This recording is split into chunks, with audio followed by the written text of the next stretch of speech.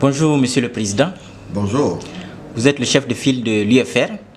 Le FNDC compte organiser une manifestation demain contre le projet de troisième mandat, contre le changement donc de la Constitution.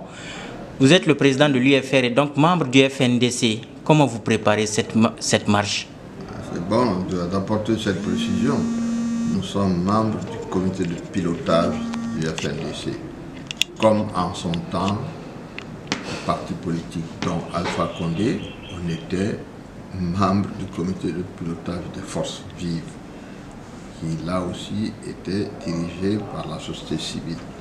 Donc nous préparons la marche de demain dans le même esprit pour faire comprendre à nos compatriotes qu'ils doivent sortir massivement pour affirmer leur opposition à toute réforme constitutionnelle ou à l'introduction de toute nouvelle constitution tendant uniquement à proroger le mandat de Alpha Condé.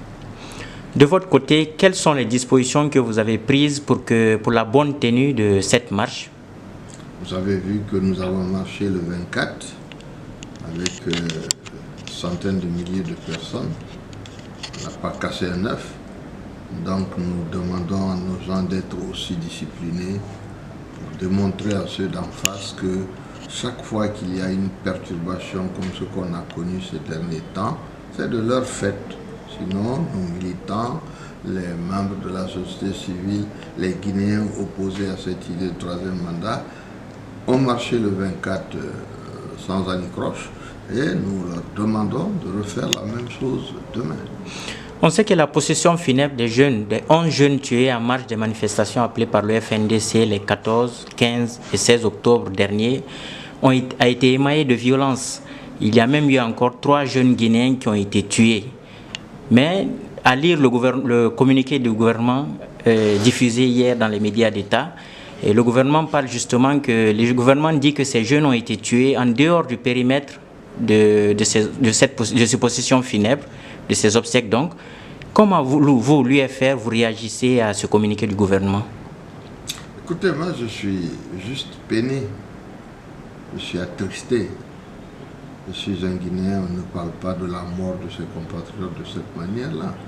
Quel que soit l'endroit où on a tiré sur les gens pour les tuer, c'est déjà assez grave.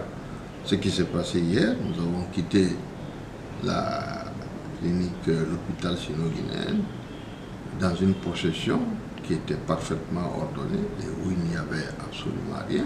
On a même les services d'ordre qui cadraient les gens. Et arrivé vers Bambeto, compte tenu du nombre de gens qui étaient là, il y a quand même 11 corps.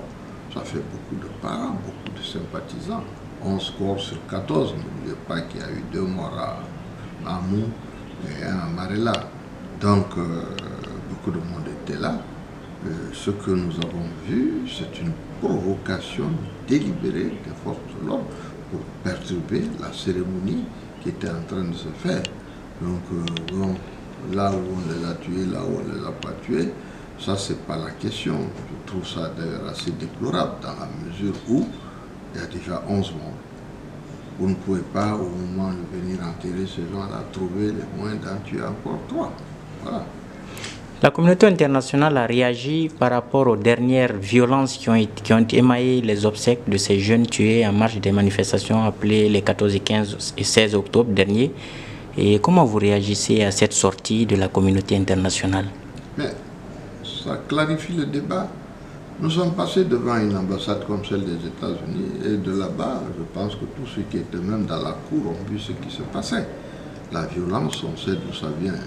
Ceux qui sont partis pour enterrer, il n'y avait qu'à voir la manière dont on était habillés pour aller là-bas. Nous pensions que selon les us et coutumes de notre pays, quand il y a un décès, vous vous habillez en blanc, vous allez accompagner les corps vous allez à la mosquée pour prier sur les corps, ensuite on les enterre, nous sommes exactement dans ce cadre. Ceux qui ont voulu semer la pagaille pour s'en prendre aux leaders, et ainsi de suite, c'était quelque chose de préparé, c'était prémédité, et c'est vraiment déplorable pour la Guinée.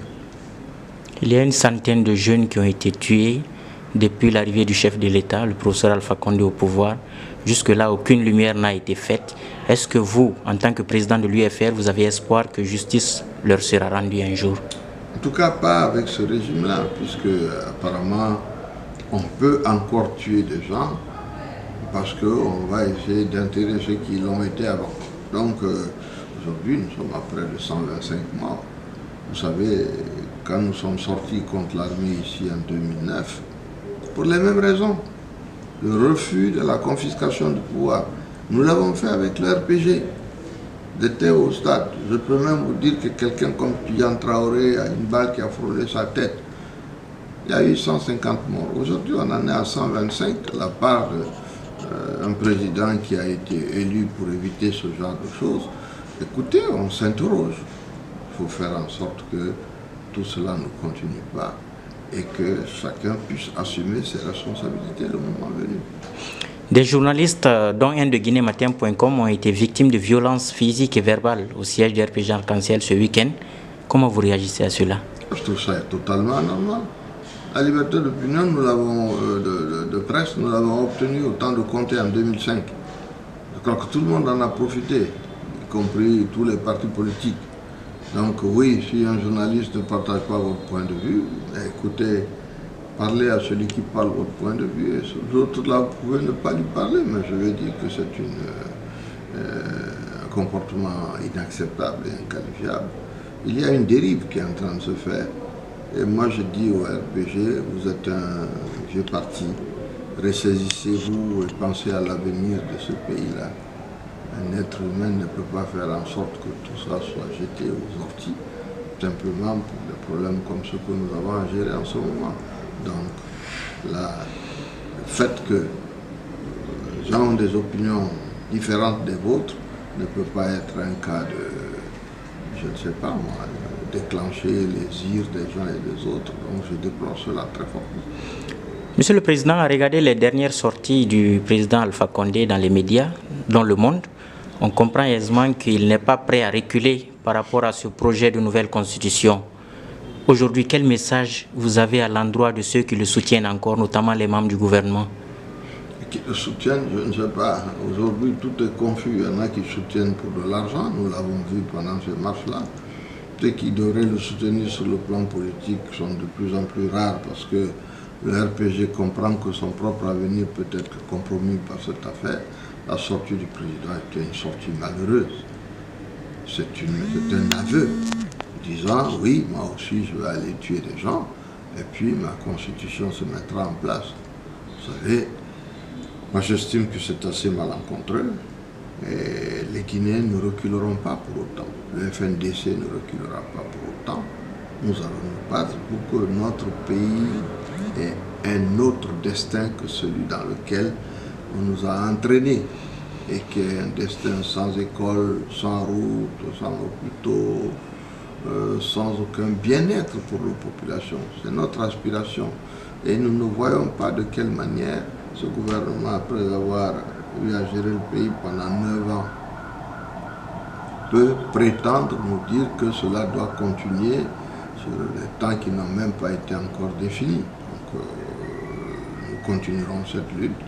Bien sûr qu'il est libre à Alpha Condé de faire ce qu'il veut, mais il faut dire aussi que tout ne se passe pas de la même manière. Il y a la justice un peu partout aujourd'hui. Donc bon, nous sommes sereins. C'est la fin de cet entretien. Un dernier mot?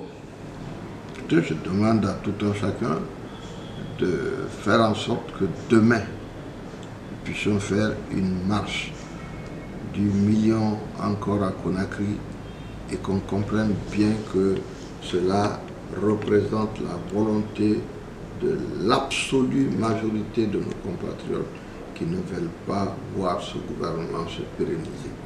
Je demande à nos compatriotes de suivre le trajet qui a été indiqué et de démontrer avec force Aujourd'hui, la seule chose sur laquelle 99% des Guinéens s'accordent, c'est qu'il n'y aura pas de troisième mandat.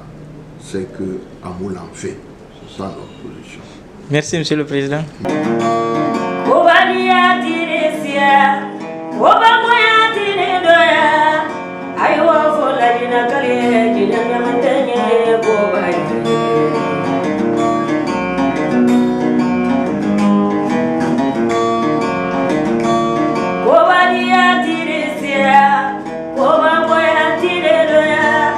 I was for like in a